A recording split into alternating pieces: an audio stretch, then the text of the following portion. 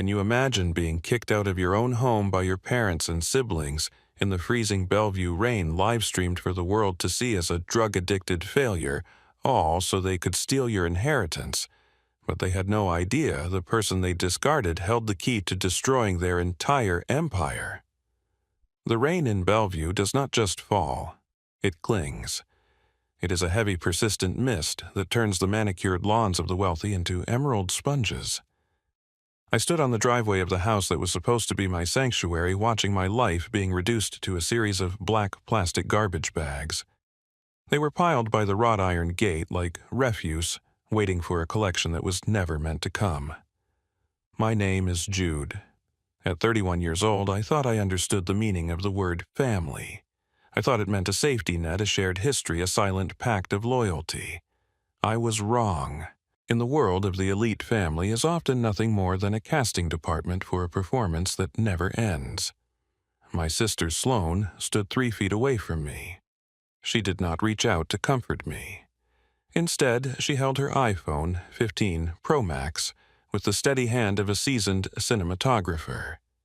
The blue light from her screen illuminated her face, which was twisted into a mask of manufactured tragedy. She was live streaming. I could see the heart icons and the rapid fire of comments scrolling up her screen. "Everyone look," Sloane whispered into her microphone, her voice trembling with a rehearsed sob. "This is the reality of a toxic sibling. We tried everything to help him, but some people just want to be professional victims. Today, we have to choose our own peace." Beside her, my younger brother Jax smirked. He was wearing a designer tracksuit that cost more than my first car. He did not say a word to me. Instead, he walked over to one of the split bags and saw the architectural steel model I had spent a month welding in my spare time. It was a miniature bridge, a symbol of the career I was trying to rebuild after the tech firm in Redmond collapsed. With a casual, athletic swing of his leg, Jax kicked the model. I heard the delicate welds snap. The steel frame crumpled into the mud. "Clean up your trash, Jude," Jax said, his voice flat and devoid of any brotherly connection. "You are bringing down the property value just by standing here." Then there was Pierce, my father. He stepped out from the grand portico of the mansion, his face a deep regal shade of red. He did not look at me as a son. He looked at me as a stain on a white carpet. In his hand he clutched the heavy brass keys to the side entrance. Without a word of warning, he hurled them at me. The metal struck my chest, a sharp, stinging blow that I knew would leave a bruise by morning. "You are nothing." Pierce bellowed, his voice echoing off the neighboring houses. "You have lived off us like a parasite for 6 months. No more. Get out of Bellevue. Go back to the dirt you came from." I looked past them. I could see the curtains in the house across the street twitch. The neighbors were watching. To them, this was better than anything on cable television. It was a live execution of a reputation. I did not fight back. I did not shout. I did not even cry. I had spent years trying to explain myself to people who were committed to misunderstanding me. At that moment, I realized that words are useless when the audience has already decided on the ending of the play. I knelt in the mud. My fingers were cold and numb as I reached into the split bag where my model lay ruined. Beneath the twisted steel, I saw a flash of white. It was a framed photograph of my grandfather Silas. It was face down in the dirt. I picked it up and used my sleeve to wipe the Bellevue mud from his face. Silas was the only one who ever saw the man I was becoming rather than the failure my father insisted I was. I stood up, tucked the photo under my arm, and walked toward my old battered truck. The engine groaned as I turned the key, a harsh industrial sound that cut through the polite silence of the neighborhood. As I pulled away, I looked in the rearview mirror. Sloane was still filming. She was adjusting her hair, checking her angles, making sure her sadness looked beautiful for her followers. I drove away from the gates, away from the million-dollar view of Lake Washington and toward the gray horizon of Everett. I did not have a home, but for the first time in 31 years, I had the truth.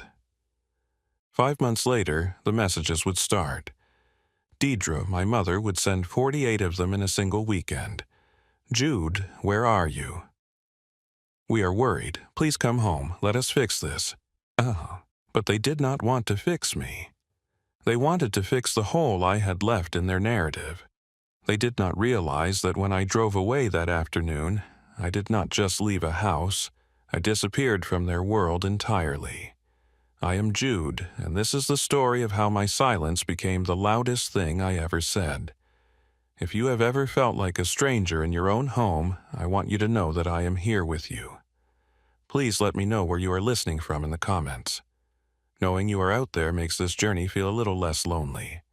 And if you want to hear how I turned that mud and broken steel into a life they could never touch, stay with me. This is only the beginning. I arrived at the apartment of Quinn in Fremont as the city lights began to shimmer across the Lake Washington Ship Canal. Fremont felt like a different planet compared to the cold, sterile hills of Bellevue. Here, the air smelled of roasting coffee and rain-soaked cedar, and the walls were covered in murals rather than surveillance cameras. Quinn did not ask for an explanation. Quinn simply opened the door, took 2 of the heavy garbage bags from my arms, and pointed toward the spare room. "Stay as long as you need," Quinn said. The simplicity of the offer nearly broke the composure I had fought so hard to maintain. That night, I sat at a small wooden desk. My hands were still stained with the mud of my father's driveway. I reached into my welding bag and pulled out the small silver hard drive labeled with the single letter S. It had been a gift from my grandfather Silas, delivered to me by a private courier just days before he passed away. At the time, he had told me to keep it safe and to open it only when the world seemed to be closing in on me. I connected the drive to my laptop. The mechanical hum of the disk spinning felt like a heartbeat. A single folder appeared on the screen titled Heritage. Inside were hundreds of scanned documents, property deeds, and video files. As I scrolled through the digital paper trail, the air in the room seemed to vanish. Silas had not been the simple retired carpenter my father had portrayed him to be. He had been a meticulous strategist. He had watched my parents, Pierce and Deidre, for decades. He saw their greed, their obsession with the Bellevue lifestyle, and their utter lack of empathy. He knew that eventually they would view me as an obstacle to their social climbing. The next morning, I took the hard drive to the downtown office of Elias Thorne. The building was a monolith of glass and steel, and the office of the attorney was filled with the scent of expensive leather and old parchment. Elias Thorne was a man of precision. He did not waste time with pleasantries. He took the drive, plugged it into a secure terminal, and spent 2 hours in absolute silence as he reviewed the files. When Elias finally looked up, his expression was grim. "Your grandfather was a very wise man, Jude," Elias said, his voice as sharp as a razor. "And your parents have been very foolish." Elias spread several printed documents across the mahogany table. He pointed to a deed of trust for the mansion in Bellevue. "This is a tenants in common agreement," Elias explained. "When Silas died, he did not leave the house to your father. He bypassed him. You are the legal owner of 49% of that Bellevue estate. Because the percentage is so high, Pierce cannot sell, refinance, or modify that property without your notarized signature. By throwing you out, he has effectively attempted to exile the person who holds the power to bankrupt him." I felt a cold shiver of realization. I was not a guest in that house. I was the primary stakeholder. But Elias was not finished. He slid another set of papers toward me. "This is the deed for the family retreat on Orcas Island," he continued. "You own 70% of that property. It is essentially yours. Your parents and your siblings are living there on your sufferance." Then Elias pulled out a final folder. This one was thick with bank statements and loan applications. His face darkened. "This is where it becomes a criminal matter," Elias said. "The commercial building your grandfather owned on Pioneer Square was supposed to be a shared asset. However, 3 years ago, a mortgage was taken out against that property. The loan application bears your signature, Jude, but according to the travel records in these files, you were in Redmond working 16-hour days when this was signed." He showed me the signature. It was a clumsy imitation of my handwriting, shaky and forced. "This is identity theft and notary fraud," Elias stated. Your father and mother forged your name to secure a line of credit. They have been siphoning the rental income from the Pioneer Square tenants for years. The total amount of income and equity they have illegally diverted from your share is exactly $182,000. The number echoed in my head. $182,000. While I was struggling to pay my bills and living in their basement, they were spending my inheritance to fund Sloane's designer wardrobe and Jax's luxury vacations. They had stolen my future to polish their present. What do we do now? I asked. My voice was no longer the voice of the man who stood in the rain. It was the voice of a man who had found his hammer. Elias Thorne leaned back and tapped his fountain pen against the table. We do nothing publicly, not yet. We allow them to continue their performance. We allow Sloane to keep posting her videos. We allow your father to believe he has won. In the meantime, I will file a quiet title action and a forensic audit. We will build a cage made of their own greed, and when we are ready, we will simply close the door. I walked out of the office and into the bustling streets of Seattle. The weight of the discovery was immense, but it was not heavy. It was the weight of armor. I looked toward the silhouette of the Bellevue skyline across the water. They thought they had thrown me into the garbage, but Silas had ensured that I was the one holding the match. I was no longer just a son who had been discarded. I was a partner they could not fire, a landlord they could not ignore, and a creditor who was coming to collect every cent of the $182,000 they owed me. The silence I had maintained on the driveway was no longer a sign of defeat. It was the beginning of my strategy. I called Quinn and told her I would be staying a little longer. I told her I needed to buy some new tools, not for tech and not for art. I needed tools for the fire. I was going to Everett to find work as a welder to harden my hands and my resolve while the legal storm gathered. Pierce, Deidre, Sloane, and Jax were still celebrating their peace on social media. They had no idea that the foundation of their entire world was now in my pocket, stored on a silver drive waiting for the right moment to crumble. I traded the sterile air-conditioned hallways of Redmond for the raw industrial grid of Everett. My button-down shirts were replaced by heavy canvas work gear, and my keyboard was traded for a Miller welding torch. I walked into the workshop of Gus, a man whose skin looked like weathered leather and whose handshake felt like a vice grip. Gus did not care about my degree or my previous salary. He only cared about the quality of my bead and the steadiness of my hand. In this shop, steel does not lie, Gus told me on my first day. If you are weak, the weld will snap. If you are honest, the metal will hold. Choose which one you want to be. For the next 3 months, I chose to be honest. The work was brutal. The temperature inside the shop often climbed 20 degrees higher than the outside air. The smell of ozone burning grease and hot metal became my new reality. My hands, once soft from years of typing, began to transform. At first, they were covered in angry, weeping blisters. My knuckles cracked in the cold morning air, and the soot settled so deep into my pores that no amount of scrubbing could remove it. But soon the blisters turned into thick, protective calluses. My grip became sure. My forearms grew lean and hard. Every night, I would sit in my small room at the apartment of Quinn and look at my phone. It was a window into a world that felt increasingly fraudulent. Sloane was posting daily updates about her healing journey after the trauma of dealing with her brother. She would film herself doing yoga on the deck of the Bellevue house, talking about light and energy while I was covered in the dust of a grinding wheel. She was selling a lifestyle of curated perfection fueled by filters and lies.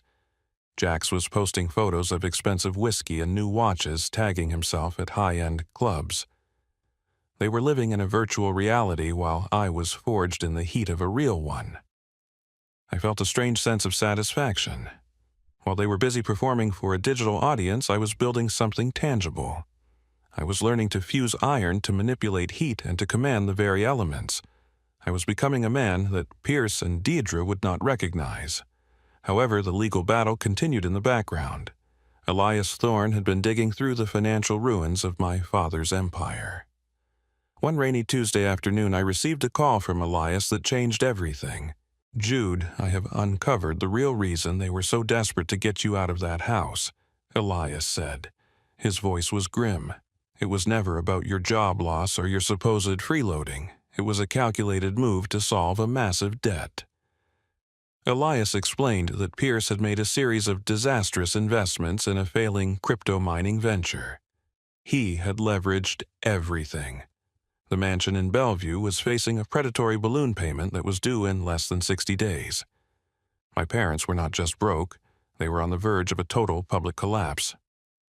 "They need to sell the Bellevue house to cover the debt," Elias continued. "But they cannot sell it because you own 49%. They knew you would never agree to a fire sale that would strip away your inheritance. So they devised a plan to remove you from the equation." The twist was more sinister than I had imagined.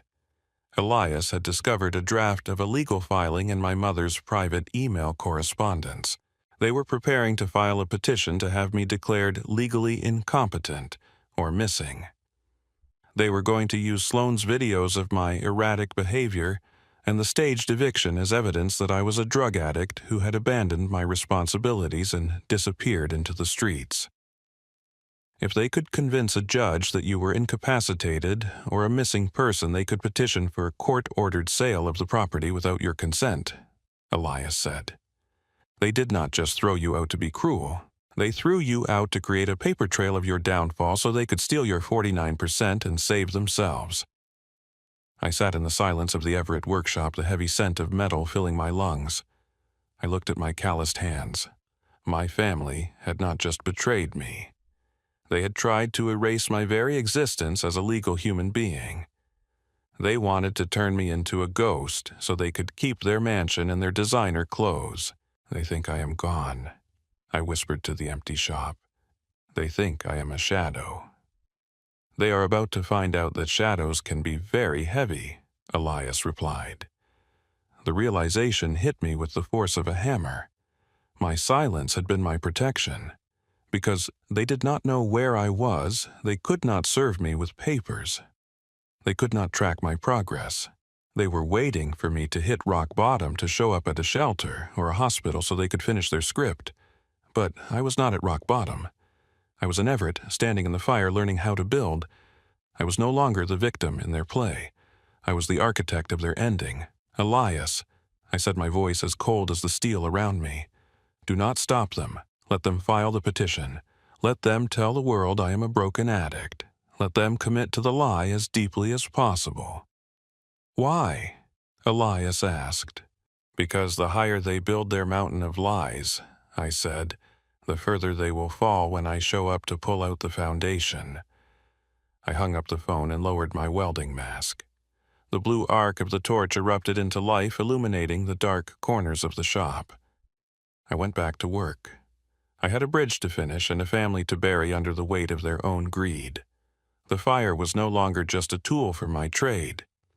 It was the fire of a justice that was 5 months in the making.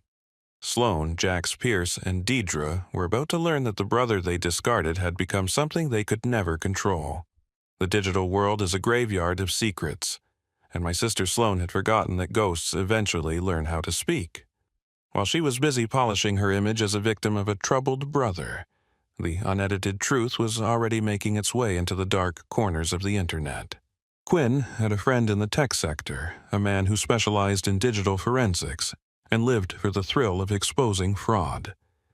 He had managed to recover the raw, unedited footage from the cloud storage Sloane used for her content. She had thought the parts where Jax laughed while kicking my work and where Pierce snarled like an animal while hurling the keys were deleted forever. She was wrong. It started on a Tuesday night on a popular Reddit thread. The title was simple: "The Bellevue Betrayal, What the Influencer Didn't Show You." The video went viral within hours. It was not the polished, filtered version Sloane had shared with her 500,000 followers. This was raw, shaky, and devastating. The world saw the smirk on Jack's face. They heard the sickening snap of the steel model I had worked so hard to build. They saw the sheer unprovoked violence in my father's eyes as the keys struck my chest. And most importantly, they saw me, They saw my silence, my dignity, and the way I picked up my grandfather's photo from the mud without a single word of anger. The reaction was an avalanche. The very audience Sloane had cultivated turned into her fiercest critics. The comment sections of her posts became a battlefield of accountability.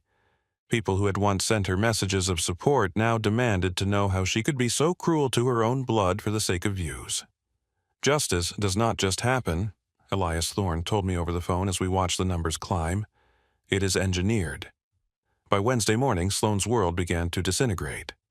Her primary sponsor, a high-end skincare brand that prided itself on empowerment and family values, issued a public statement. They were terminating their contract with her immediately. 2 other fashion labels followed suit by noon. Her follower count, the metric she used to measure her worth, began to plummet by the thousands every hour. She tried to post an apology video, the classic influencer trope featuring a makeup-free face and forced tears, but the internet was no longer buying the performance. The cancel culture she had used as a weapon against me had finally turned its blade toward her, but the digital collapse was only the beginning. While Sloane was losing her sponsors, Pierce was losing his grip on reality. Elias Thorne had moved with surgical precision. Using the evidence of identity theft and the forged signatures on the Pioneer Square documents, Elias had secured an emergency ex parte order to freeze the primary business accounts associated with my father's holdings. The moment of peak satisfaction came when Elias described the scene at my father's private country club. Pierce had been hosting a lunch for potential investors, trying desperately to project an image of stability to cover his mounting debts. When the check arrived, he handed over his black titanium card with his usual air of arrogance. The card was declined. He tried another. Declined. The man who had shouted that I was nothing found himself standing in front of his peers, unable to pay for a steak salad. The bank had locked him out. The parasite he had tried to exile was now the reason his financial oxygen had been cut off. "They are panicking, Jude," Quinn said, as we sat in the Fremont apartment scrolling through the news. "Your mother has tried to call me 6 times. They are realizing that the broken addict they tried to create is actually the one holding the keys to the vault." I felt a surge of cold, clean dopamine. It was not the heat of anger, but the cool clarity of a plan coming together. For months, I had carried the weight of their insults. I had allowed them to paint me as a failure while I worked until my hands bled in the Everett shops. I had stayed silent while they turned my pain into content. Now the script had flipped. The audience was no longer cheering for them. They were watching with disgust. The theater my family had built was burning down, and they were trapped inside the very house they had tried to steal from me. Every cent of that $182,000 is being tracked, Elias informed me later that day. And because of the fraud, the bank is now conducting a full internal audit of all the loans Pierce took out against the Bellevue property. He is not just losing his credit, he is facing a criminal investigation. I looked out at the Seattle skyline. The rain was still falling, but it no longer felt like it was drowning me. It felt like it was washing the streets clean.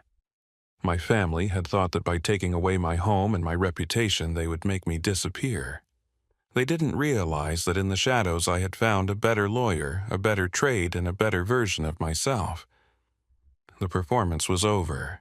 The lights were coming up, and for the first time the world was seeing my family for exactly what they were. They were no longer the elite of Bellevue. They were just 4 people standing in the ruins of their own lives, realizing that the son they had thrown away was the only thing that had been holding their world together. I went back to the workshop that evening. Gus looked at me and nodded toward the forge. "You look like a man who just finished a very difficult weld," Gus said. "The metal finally held," I replied. I picked up my torch. The blue light flared steady and bright. I was no longer waiting for their apology. I didn't need it. The truth was doing the work for me, and the sound of their empire crumbling was the only music I needed to hear. The ferry ride to Orcas Island was silent, the cold spray of the Salish Sea misting against the glass as the islands emerged from the fog like sleeping giants.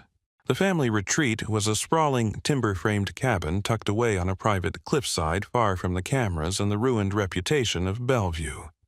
Pierce, Deidre Sloan, and Jax had retreated here to hide, believing this was the one sanctuary I could not touch. They had forgotten that while they owned the memories of this place, I owned 70% of the land.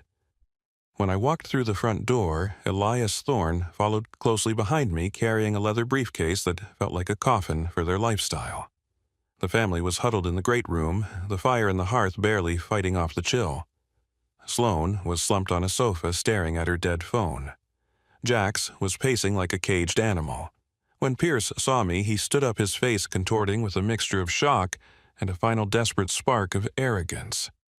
"You have no right to be here, Jude," Pierce growled, his voice cracking. "This is private property. I will have the sheriff remove you for trespassing." Elias Thorne stepped forward, his presence as cold and immovable as a monolith. Actually, Mr. Walker, according to the deed of trust and the current title, Jude owns 70% of this estate. If anyone is trespassing, it is the individuals who were served with an eviction notice via courier 3 hours ago. Deidre let out a soft, strangled cry. Pierce looked as though he had been struck. But the final blow was not the eviction. It was the truth about Silas.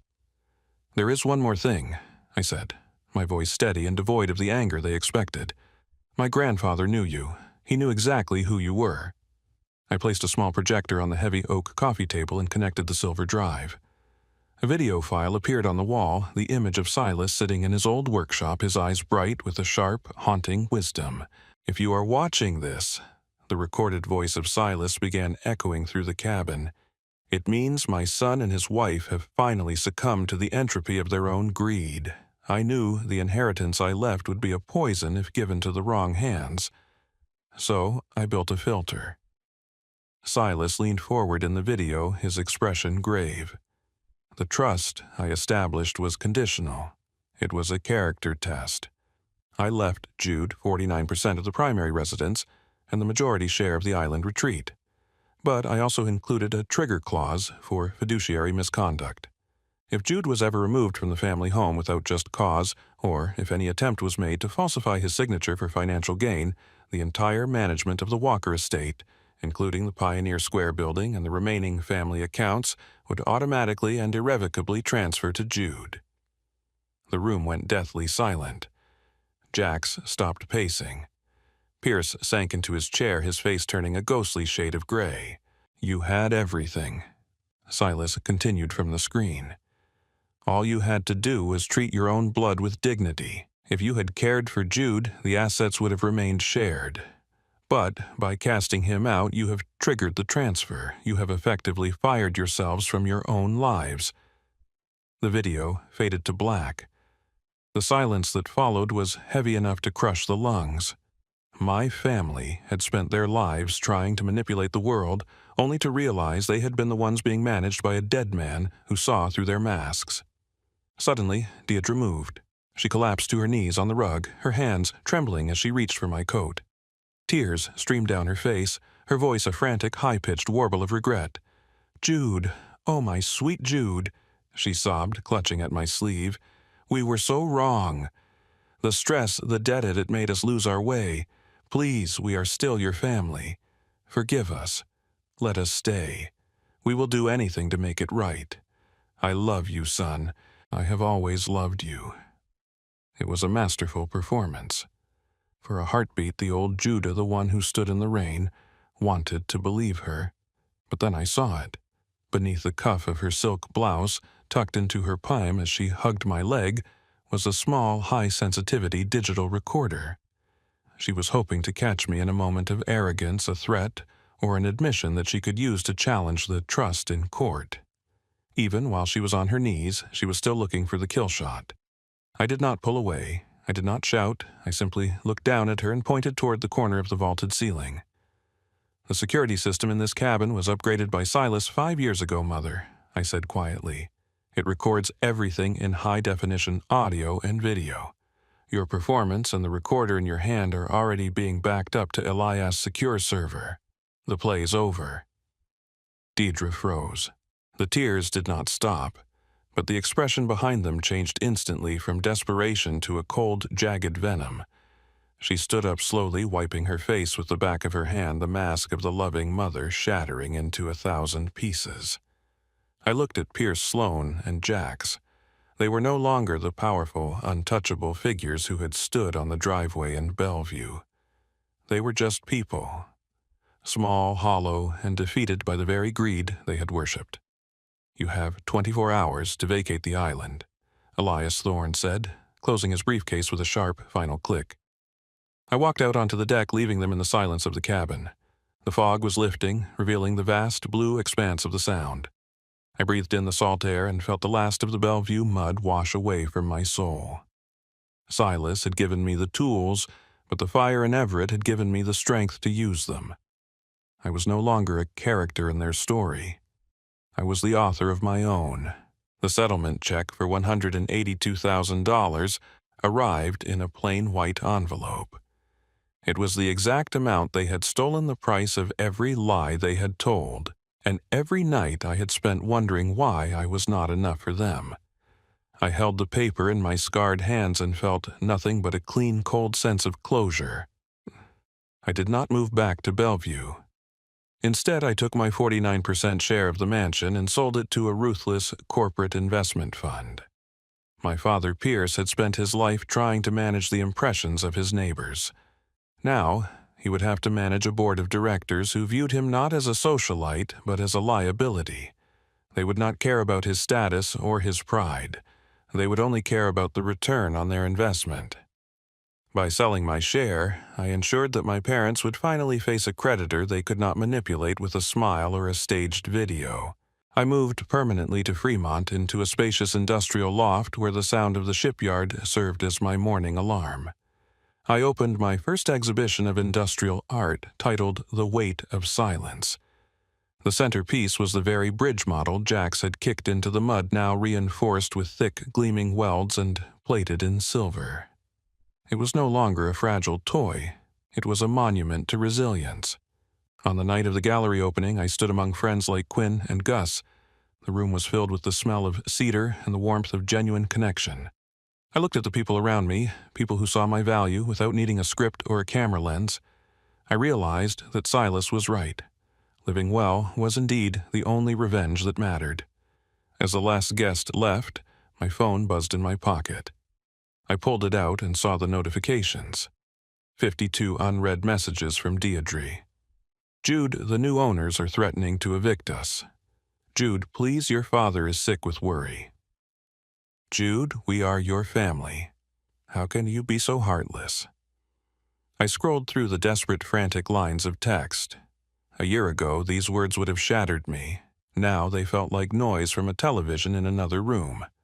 I did not type a reply. I did not look for an apology. I simply tapped the button to select all 52 messages and hit delete. The screen went blank, and for the first time in 31 years, the air around me felt perfectly still. I am sharing this story because I know there's someone out there standing in the rain holding their own broken pieces. I want you to understand that family is not a bond of blood, but a bond of respect.